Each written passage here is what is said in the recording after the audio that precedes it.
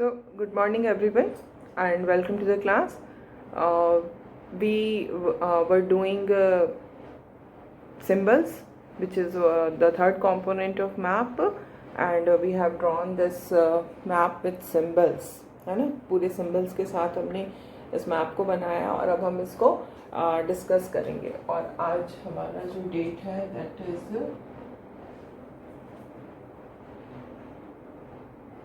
7th of August, है ना. 7th August, class 6, subject social science, and the chapter is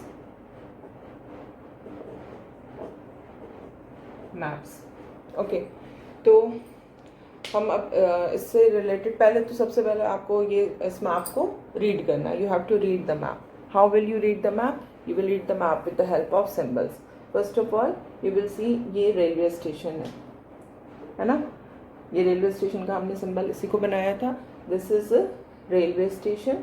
okay, और ये क्या है? This is the symbol of bridge. ये एक ब्रिज है. रेलवे स्टेशन पे होते हैं ना ओवर ब्रिज, तो ये आपका ब्रिज है ना. और ये जो है ये आपको नज़र आ रहा है, ये सारे क्या है? These are the roads. Metal road है ना.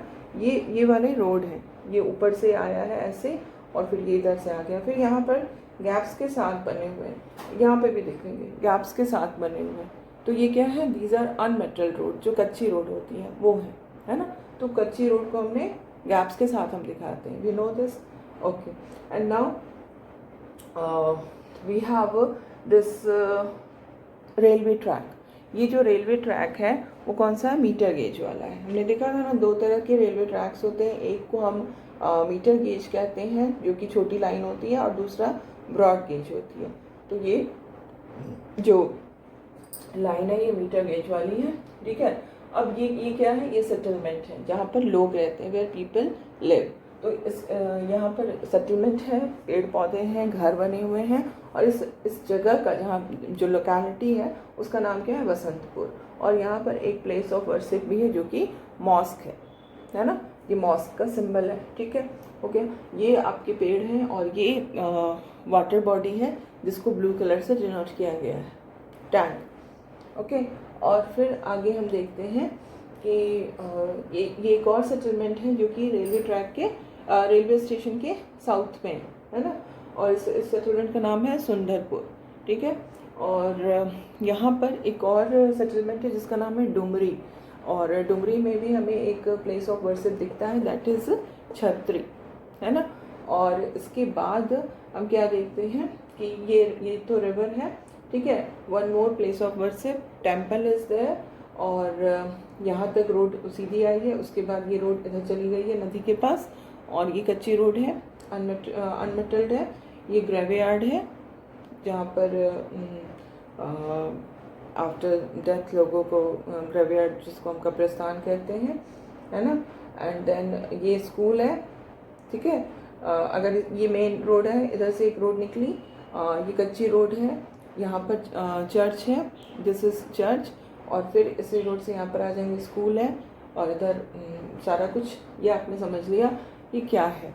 अब हम लोग इसमें कुछ क्वेश्चंस हैं, जिस क्वेश्चंस को हम लोग देखेंगे कि कहाँ पर क्या है. In which direction is the river flowing? River किस डायरेक्शन में फ्लो कर रहा है? What is the direction of the flow of the river? The river is flowing in which direction? ये नीचे क्या, ऊपर नॉर्थ है ना. तो नीचे क्या है? साउथ. इसको आपको लिखने की जरूरत नहीं है, इसको आपको समझना होगा. इधर ईस्ट है और इधर वेस्ट है. तो रिवर के फ्लो का डायरेक्शन क्या है ना. ये डायरेक्शन है ना, इस डायरेक्शन में बह रही है. तो ये कौन सा डायरेक्शन हुआ? South west. The river is flowing in the south west direction, है ना. साउथ नीचे हुआ, वेस्ट इधर हुआ. तो वेस्ट साउथ भी नहीं है, वेस्ट भी नहीं है, साउथ और वेस्ट के बीच में है. तो this is called south west. Intermediate जो हमारा डायरेक्शन होता है वो है. Then the second is question is what kind of road passes by the side of village Dumri? Dumri जो विलेज है उससे कौन से तरह की रोड जा रही है? तो डुमरी ये है, और ये जो रोड है डुमरी से जाती हुई वो कौन सी रोड है? This is metal road. है ना, अनमेटल्ड नहीं है बल्कि मेटल रोड है। तो metal road passes by the side of village Dumri. Okay, now the next question is, on what type of railway line is Sundarpur situated? Sundarpur जो है वो यहाँ पर हमें दिख रहा है ना। तो सुंदरपुर किस तरह की रेलवे लाइन पर सिचुएटेड है? ब्रॉड गेज पे। ये हमने ब्रॉड गेज का बनाया था, तो ये ब्रॉड गेज रेलवे लाइन पर सिचुएटेड है, ठीक है। Now the next question is, on which side of the railway bridge is the police station? ये रेलवे ब्रिज है ना। ब्रिज के किस तरफ पुलिस स्टेशन है? On which side of the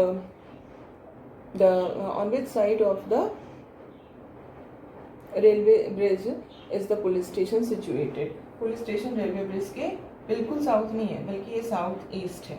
it is in the south east. अगर यहाँ पर होता तो हम साउथ कहते, यहाँ पर है तो ये इसका डायरेक्शन जो है ऐसे हो गया, तो ये साउथ ईस्ट डायरेक्शन हो गया, ठीक है। और नेक्स्ट क्वेश्चन है, on which side of the railway line do the following line? किस साइड है, ठीक है।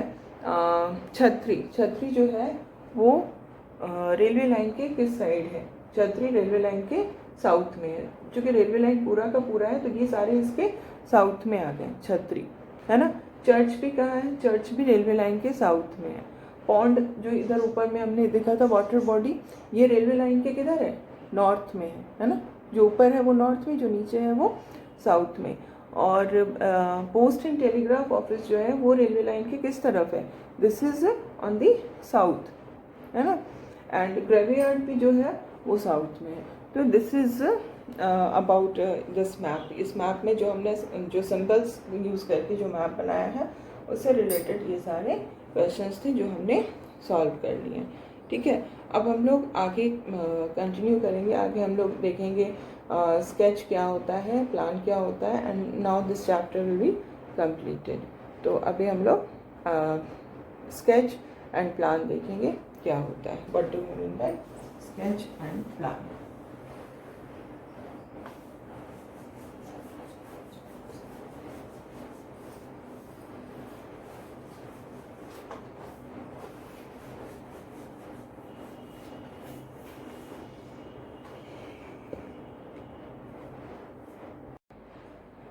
So now we will be doing a sketch.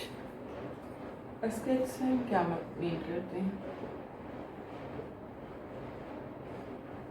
Sketch जो होता है it's a drawing, okay, but the drawing is based on memory and spot observation and not to scale.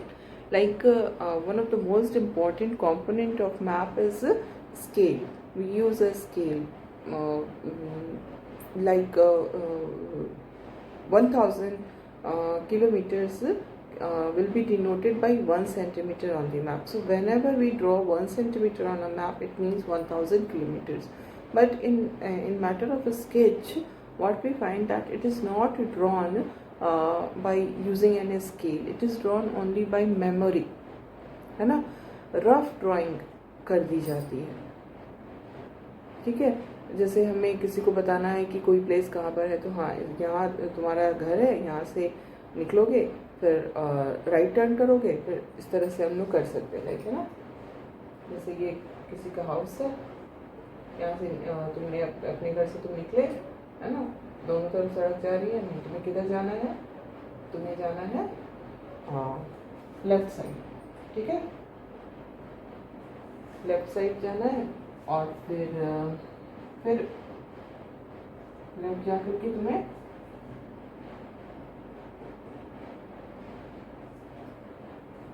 फिर से किधर घूम जाना है? राइट साइड घूम जाना है ना। और राइट साइड जब जाओगे तो वहाँ पर तुम्हें क्या दिखेगा? एक बड़ा सा मॉल दिखेगा, है ना। अब इस मॉल से तुम्हें आगे बढ़ जाना है और फिर आगे बढ़ने पर फिर लेफ्ट टर्न ले लेना है, ठीक है। और तब तुम बी के घर पहुँच जाओगे। इस तरह का हम बनाते हैं ना, ऐसे स्केच हम बनाते हैं। कभी किसी को बताना हो तो इधर से निकले, लेफ्ट लिया, राइट लिया, ऐसे करके तुम वहाँ पहुँच गए। तो यहाँ ये जो मैप हमने बनाया ये क्या है? इसमें हमने कोई भी स्केल यूज़ नहीं किया, यहाँ पर ये जो है ये कितने किलोमीटर को डिनोट कर रहा है, ये कितने किलो, ये हमने अंदाज से कर लिया है ना। तो इसको हम कहते हैं कि रफ ड्राइंग, है ना, इसी को हम स्केच कहते हैं। तो इस तरह से हम लोग रफ ड्राइंग जो होती है, rough drawing which is drawn without any scale is called sketch map. Okay, ये okay, this is a sketch.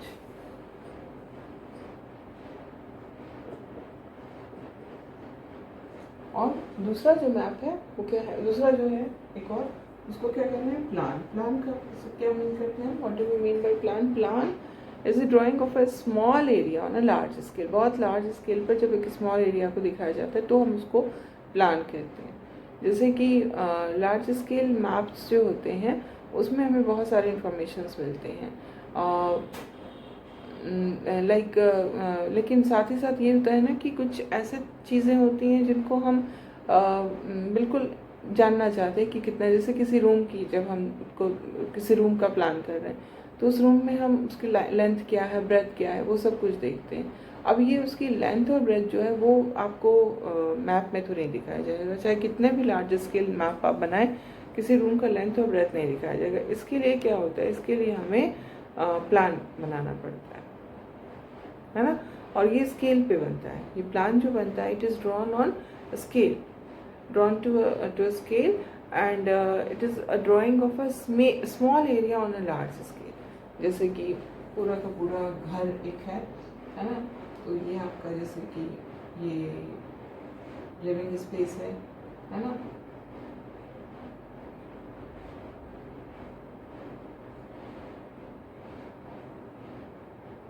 इधर से एंट्री है घर में घुसने का हुआ, है ना। यहाँ पर एक डोर है, यहाँ पर एक कमरा है, ठीक है। फिर ये वॉशरूम है, इसका भी डोर है यहाँ पे।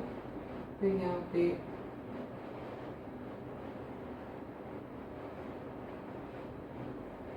दूसरा कमरा है ना। ये बालकनी है, इस तरह से ये किचन है ना, ये वॉशरूम है, ये फिर एक और रूम है। तो ये क्या है, दिस इज प्लान, इसको हम प्लान कहते हैं, क्योंकि एक बहुत ही छोटे एरिया को दिखाया जा रहा है बहुत ही लार्ज स्केल पे।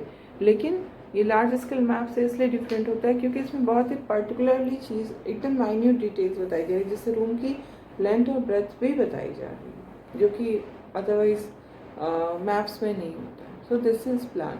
तो in this way we have completed the chapter. हमारा चैप्टर कंप्लीट हो गया है। अब हम कुछ क्वेश्चंस इस चैप्टर के अंदर से करेंगे, है ना। सबसे पहले तो the most important question is what is a map.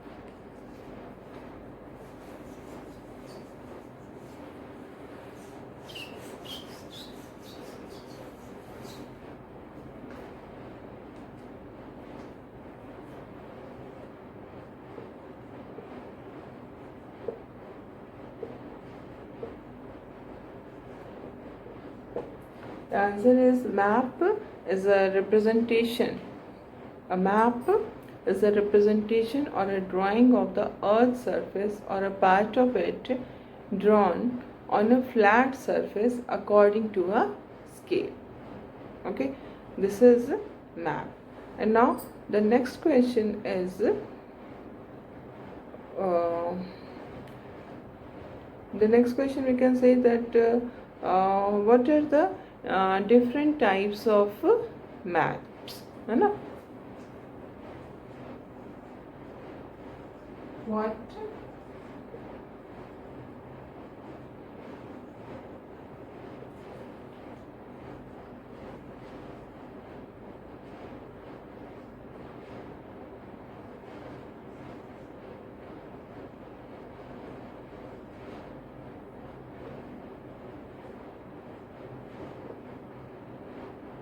What are different types of maps? Maps के different types कौन कौन से हैं? Like map, physical map, political map, thematic map, ये हमने देखा था, है ना। तो ये तीन जो है 3 टाइप्स के मैप है, और किसको क्या कहते हैं, जिससे सेपरेटली भी क्वेश्चन आपका ये बनता है कि define physical map.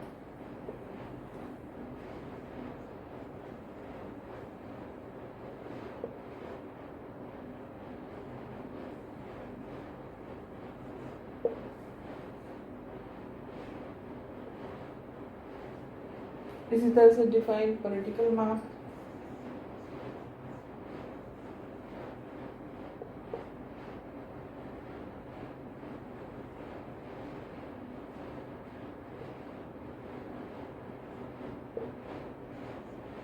Define thematic map, है ना, define thematic,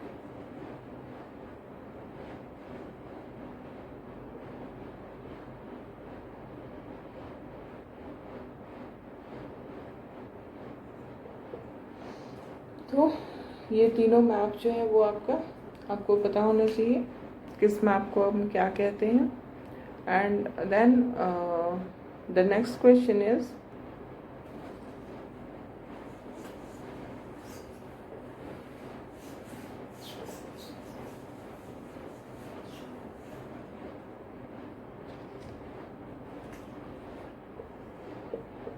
what are the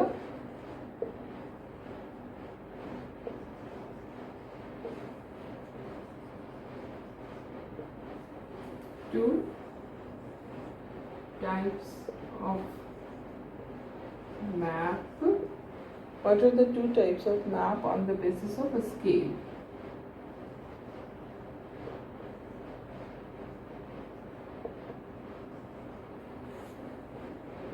So what will be your answer?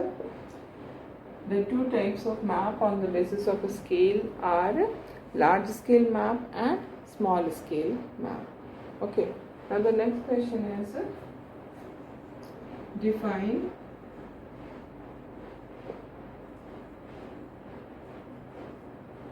large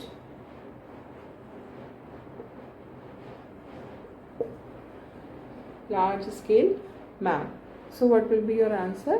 The answer will be when a small area is to be shown on paper. When a small area is to be shown on paper, then we use a large scale. Then we use a large scale, that is 5 centimeter on the map shows 500 meters only on the ground. It is called a large scale map. Okay, and now the next question is define small scale map. Define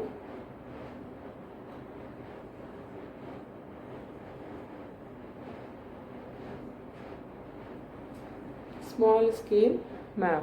So when large areas are to be shown on a paper, then we use a small scale. For example, 5 centimeter on the map shows 500 kilometer off the ground. It is called a small scale map. Okay, so now we are not going to repeat the same question which is given at the end of the chapter. Okay, so at the end of the chapter it is given write the cardinal direction. So now I am giving you the question, write the intermediate direction. Okay,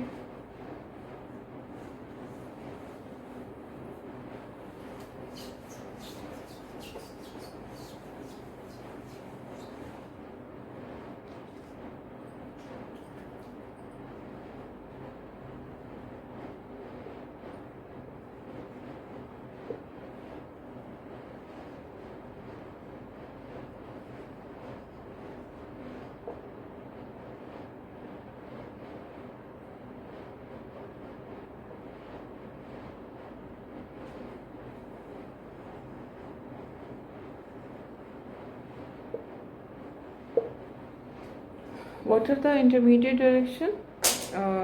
You will write there are 4 intermediate directions. So the first is northeast, then second southeast, third southwest, fourth northwest. Okay, and now the next question is, what is a compass? है ना, the question is,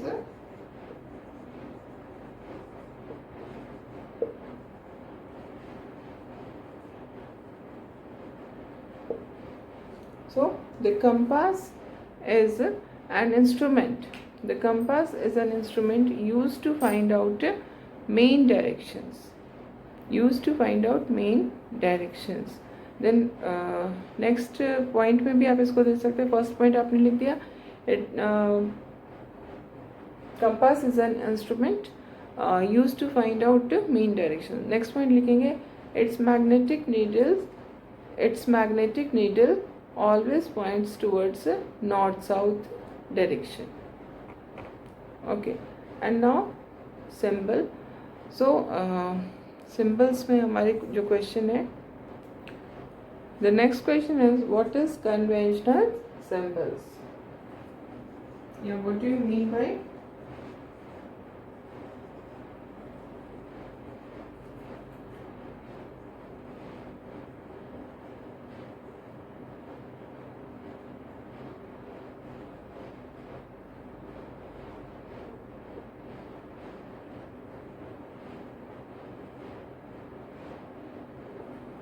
So what will be your answer? The answer will be that start writing. There is an international agreement. There is an international agreement regarding the use of the symbols on the map. These are called conventional symbols. And now we have next question.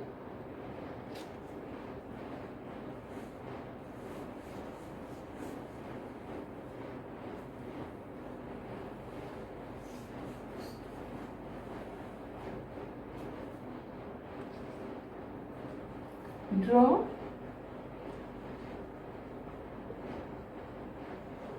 any 5 conventional symbols.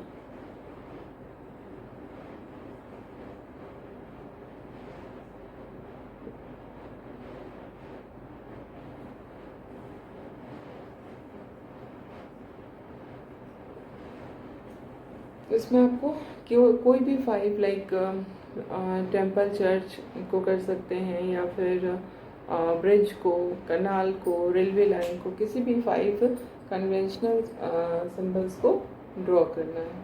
ठीक है. And now there is another question like colours वाला जो था, है ना, कि the question is,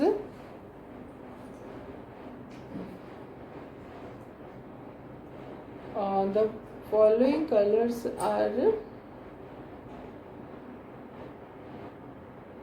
the question is, what are shown on map? What are shown on map by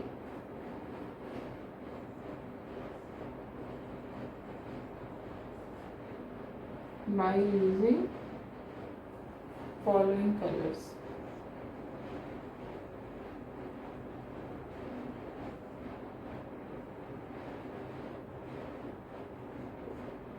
First, blue. Blue color is used to show water bodies, है ना. Then brown. Brown color is used to show mountain. Then yellow. Yellow color is used to show plateau. Okay, and then green. Green color is used to show plains. Okay, and now we see the next one. The question is, draw a plan of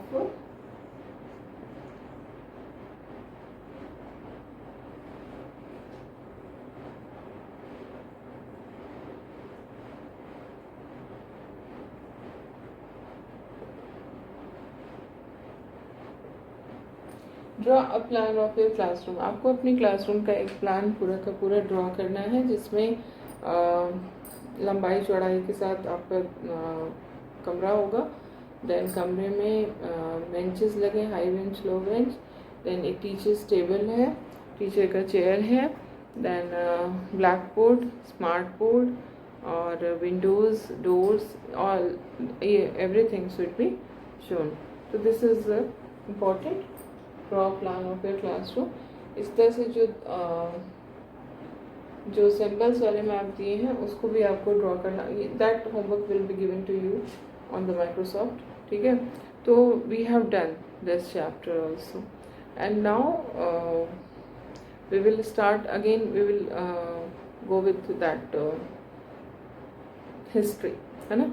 हमने civics और geography और history तीनों में 4-4 chapter complete कर लिया है। अब हम फिर से हिस्ट्री पे वापस जाएंगे और हिस्ट्री के 5th चैप्टर को देखेंगे। Okay, so all of you take out your history book, chapter 5।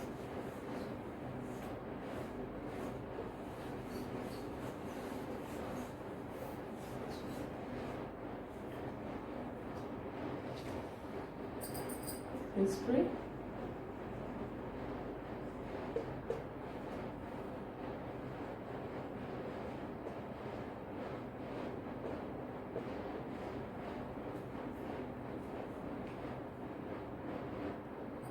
so the name of the chapter is Kingdoms, Kings and an Early Republic. This is your chapter 5 in the new book. If you have old book, then it will be your chapter 6. Okay, the name of the chapter is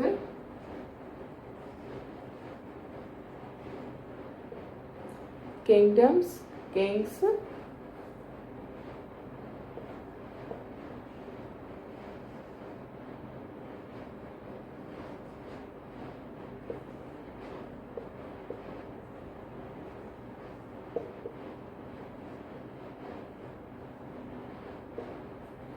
and an early republic.